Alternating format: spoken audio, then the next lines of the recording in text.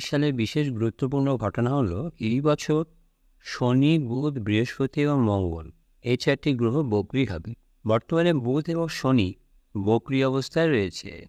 2024 সালের শেষের দিকে মঙ্গল কর্কট রাশিতে বক্রী হবে। 7 ডিসেম্বর শনিবার সকাল 5টা 1 মিনিটে বক্রী হবে এবং 24 ফেব্রুয়ারি 2025 সোমবার সকাল 7টা 27 মিনিট পর্যন্ত এই বক্রী অবস্থায় থাকবে এবং এর ফলে এই ভিডিওতে বলা রাশিগুলোর বিশেষ সুবিধা পাবে। প্রথম রাশি হলো কন্যা রাশি। মঙ্গলের বক্রী গতির জন্য কন্যা রাশির জাতক বা জাতিকাদের ঘুমন্ত ভাগ্য উজ্জ্বল হয়ে যাবে।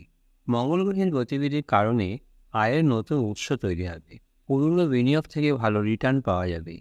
জীবনে অনেক ইতিবাচক পরিবর্তন আসবে। সন্তানের দিক থেকে ভালো খবর পেতে পারেন।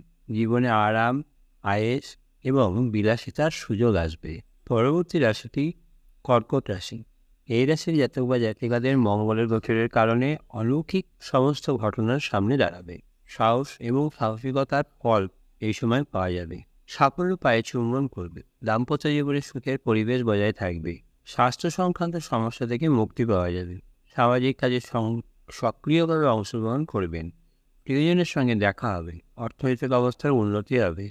কর্মজীবনে দারুণ সাফল্য পাবেন। মেষ রাশি।